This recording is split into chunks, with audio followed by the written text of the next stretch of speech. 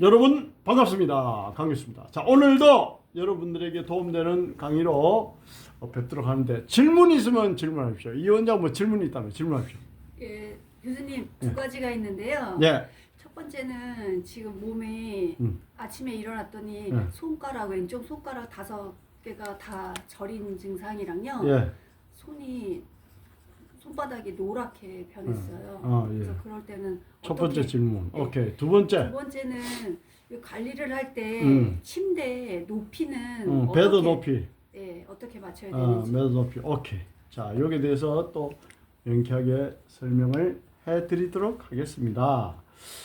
자, 그러면은 손가락 저림은 이게 어떤 원인이냐? 자, 이걸 서비컬 러브, 경추신경이요.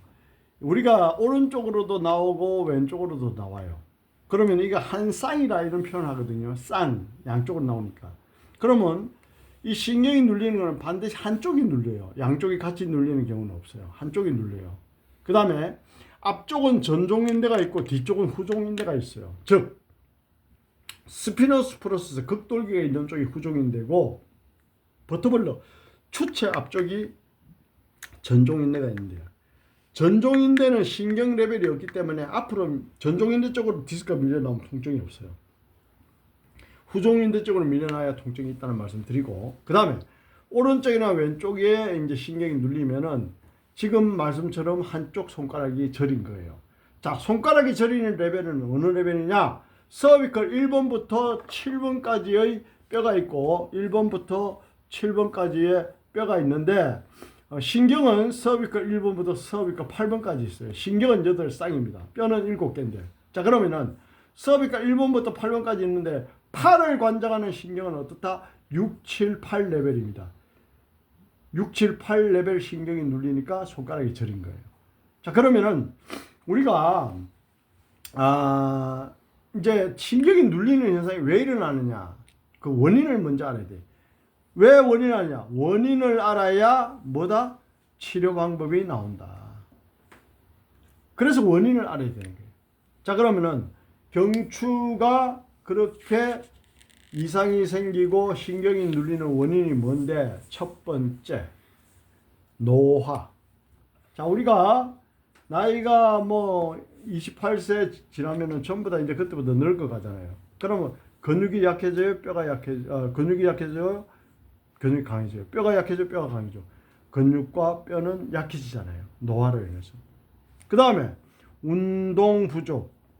운동이 부족해도 왜냐? 머슬, 근육이 약해지니까.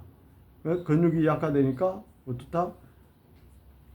좀 더 빨리, 좀 더 자연스럽게 변이가 올 수가 있죠. 그 다음에 나쁜 자세. 나쁜 자세는 뭡니까? 대표적인 핸드폰 보고, 컴퓨터 보고, 또 수면, 잠을 잘 때 어떻다? 자세가 한쪽으로 많이 틀어지면 어떻다? 또 목이 안 좋죠. 목의 변이의 원인이 될 수 있죠. 그래서 잠을 잘못 주무셔도 목이 뿔근하다 그런 말 하잖아요. 그러면은 노화, 운동 부족, 그 다음에 나쁜 습관, 그 다음에 잠잘 때의 나쁜 자세, 그 다음에 또 편중된 운동. 편중된 운동 대표적인 게 뭡니까? 스쿼시. 편중된 대표적인 운동과 테니스. 편중된 대표적인 게 볼링.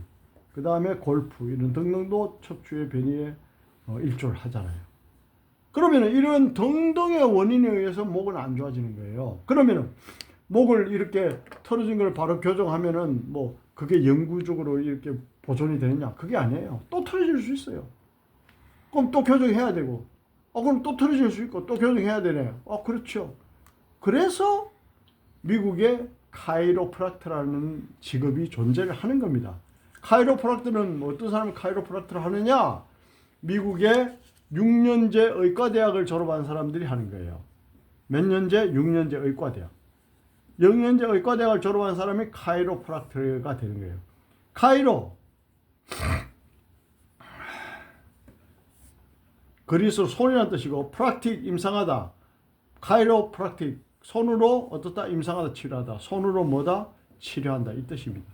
그러면 카이로프락틱 과정을 6년 동안 배운 의과대학 졸업생을 카이로프락터, 척추교정을 박사 이렇게 칭합니다. 자, 그러면요, 카이로프락트가 왜 존재하느냐? 아니, 수시로 척추가 베리가 오고 수시로 근육이 굳으니까 이런 의사가 존재를 하는 거예요. 이해가십니까? 그러니까 근육이 굳어서 내가 뭐 나쁜 자세여서 내가 노화여서 무조건 근육 푸는 게 맞고요. 왜냐? 근육 속에는 신경과 혈관, 림프가 지나다니잖아. 그럼 신경과 혈관, 림프의 흐름이 좋아지게 하려면 근육을 풀어야 돼. 뼈가 틀어지면 어떻다? 스파이럴부터 신경근이 눌리잖아요. 여기서 신경이 나오는데 신경근을 눌리잖아. 눌리면 어떻다? 통증이 와요. 그러면 어떻다? 뼈가 틀어지면 바로 잡아야 되고. 그것을 자주 해야 되느냐? 필요할 때마다 해야 돼요. 필요할 때마다 밥 먹듯이, 필요할 때마다 잠자듯이, 필요할 때마다 운동하듯이, 필요할 때마다 교정을 해야 되고, 필요할 때마다 근육을 풀어야 돼요. 아, 그걸 한 번 하면 되는 게 아니구나. 되는 게 아니지. 한 번 하면 얼마나 해피하겠냐고. 그게 되는 게 아닙니다, 여러분. 그리고 우리나라는 교통사고가 나면은 한의원을 가거나 정형외과를 가거나 통증 클리닉 가잖아요. 미국은 교통사고가 나면은 카이로프락트를 찾아갑니다. 의료 체계가 그렇게 되어 있어요, 여러분. 의료 체계가 딱 기본적으로 세팅이 되어 있다고. 그러니까 우리나라는 얼마나 비합리적, 불합리한 교통관리를 하냐고. 그러니까 의료 후진국이지. 그 다음에 또 이야기 나온 김에 한마디 드리면, 이번에 뉴스에서 이런 말 했죠. 도수치료가 받게 되면은 받는 사람이 한 10,000원 정도 내고, 병원에서 공단에 청구하는 건 10만 원 정도 청구한대요. 그런데 10,000원 내고 받아도 도수치료가 효과가 없으니까 어떻다? 이걸 없애라. 그 국가에서 어때요? 앞으로는 어떻다? 도수치료 받는 사람 9만 원 내고 병원에 10,000원 지원해 주겠대요. 10,000원만. 이게 맞는 거예요. 우리 사무실만 해도 도수치료 안 되고 오는 사람 한둘입니까? 그 장난처럼 뭐 오일 발라놓고 기계로 몇 번 문지르고 응? 기계 몇 번 튀어주고 그냥 보내잖아요. 그래놓고 10만 원 청구해 받아요. 10만 원 청구해. 그래서 정형외과가 많이 우후죽순으로 늘어났는데, 물리치료사들이 장난처럼 들어가가 이런 애가 돈을 버는데, 이번에 이제 정부 이렇게 하니까 의사가 뭐라 그래요? 데모한다 그러잖아요. 응? 데모한다 그러잖아요. 자기들 돈벌이가 줄어드니까. 돈벌이 줄어드는 게 아니지. 정형외과는 이제 문 닫아야 돼. 이래 되면 이걸로 먹고 살았는데. 그리고 간호사들도 다 많은 실업이 발생하죠. 왜냐? 자기들이 일을 제대로 못 했잖아. 10만 원을 받으면 10만 원 값을 해야 되는데, 많은 값도 제대로 안 됐으니까 이런 사단이 일어나잖아요. 응? 하여튼 그렇고, 그래서 우리나라도 의료 체계가 제대로 잡히려면 어떻게? 미국처럼 카이로프락터가 있어야 되고, 카이로프락터가 있어야지 정상적인 의료 체계가 잡히고, 원래 물리치료 같은 거는 카이로프락터가 하는 게 맞는 겁니다. 의사는 뭘 배웠어요? 오퍼레이션. 수술하는 걸 배웠잖아요. 교정하는 걸 배웠습니까? 의과대학에서 한의사가? 아니잖아요. 정형외과 의사가 교정하는 걸 배웠죠? 아니잖아요. 수술하는 걸 배웠잖아. 수술하는 걸 배웠지, 그 사람들이. 한의사는 수술도 못 배웠고 침이나 넣고 약이나 짓잖아. 그러면 척추교정을 누구인데 받아야 돼? 카이로프락틱에 받는 거야. 한국에서는 우리 같은 전문가에 받는 거고. 이 의료 체계를 기본적으로 알아야 돼요. 뭐 아무것도 모르고 뭐 어디 가면 뭐 시원하다, 어디 가면 뭐 10,000원 주면 물리치료 받는다. 꼴값을 떨어가 되겠냐고. 응? 그래서 내가 이거를 무지랭이들이 좀 알아라고 설명을 해드리는 거고. 그러면 앞으로 도수치료를 정부에서 이제 10,000원만 지원해주고 9만 원은 너가 내라. 왜냐? 워낙 장난삼아 병원 가니까. 병원 쇼핑이란 말이 오직에서 나왔겠어. 왜냐? 10,000원만 받으니까 놀러 다니는 거야, 노인네들이.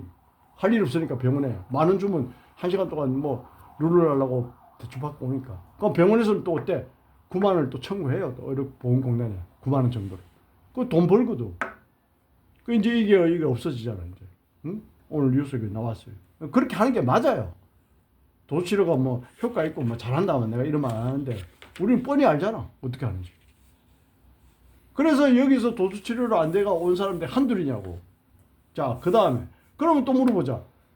지금 우리 안마사나 또 이 계통에 일하는 피부관리사나 이런 수기요법사는 이게 이래 되면 더 유리해요, 더 불리해요?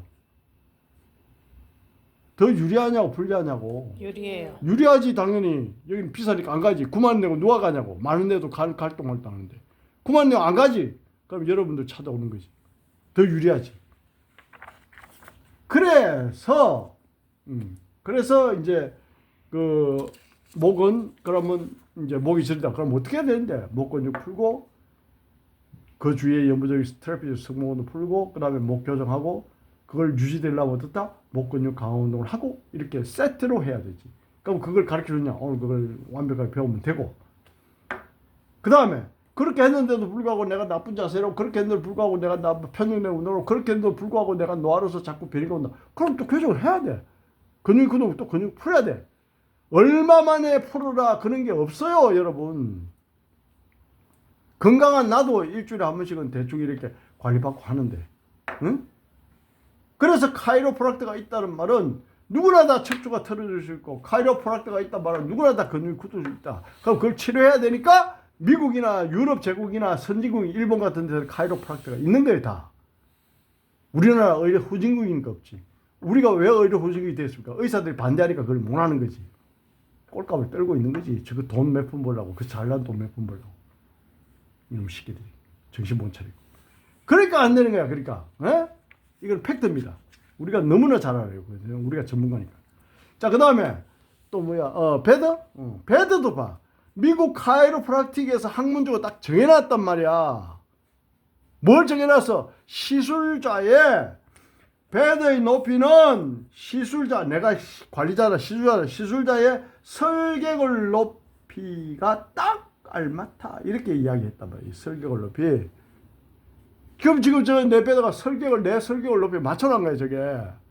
그러면 왜 설계골 높이가 돼야 되는데, 왜 설계골 높이가 돼야 돼요? 어? 아무 생각이 없구나. 내가 설계골 높이에 딱 섰을 때 앞에 체중을 완벽하게 자연스럽게 실을 수 있다 이 말이야. 알아들어요? 어? 네. 그러니까 이런 기본을 모르고 어떤 샵에 가면 뭐 배드도 높고 낮고 꼴값을 떠는 거지. 그 기본을 모르고 그러는 거야. 어? 바둑을 뜨면서 이만큼 높이서 바둑 뜨는 거랑 똑같아. 이게 얼마나 불편하겠어 이게. 바둑을 여기다 놓고 떠야지. 바둑을 맞아 안 맞아요? 그 기본 아니야 기본? 그러니까 바둑을 이만큼 높이 뜨고 아이고 힘들다. 아이고 꼴값을 떨고 있어요. 이런 기본부터 알아야 되는 거야. 어? 이런 것도 모르고 뭐 마사지 한다고 지가 신의 손이라고 꼴값을 떨고 계세요 선생님. 그래서 이런 거를 제대로 해야 내가 힘이 안 들고 제대로 할 수 있는 거야. 내가 기가 차서 하는 얘기. 기가 차서. 세상의 모든 것은 기본에 충실해야 돼요. 좋은 음식 안 먹고 어떻게 건강하길 바라며, 운동 안 하고 어떻게 건강하길 바라며, 운동 안 하면서 순환이 잘 되기를 어떻게 바라며, 근육을 풀지 않고 어떻게 신경의 흐름이 원활하길 바라며, 뼈를 교정하지 않고 어떻게 병이 치료되기를 바라느냐고. 그 말을 하는 거예요 지금. 그래서 배드의 높이는 사람의 설계골 높이가 돼야 된다. 아시겠습니까? 설계골 높이. 설계골 높이. 응? 설계골 높이가 돼야 내가 가장 이상적으로 체중을 실을 수 있다. 뭐 이렇게 되는 거지. 자, 그래서 이거는 미국 카이로프락틱의 학문적으로 배드의 높이가 딱 정해져 있다. 이렇게 참고로 말씀드립니다. 내가 만든 게 아니야. 정해져 있단 말이야. 알겠죠?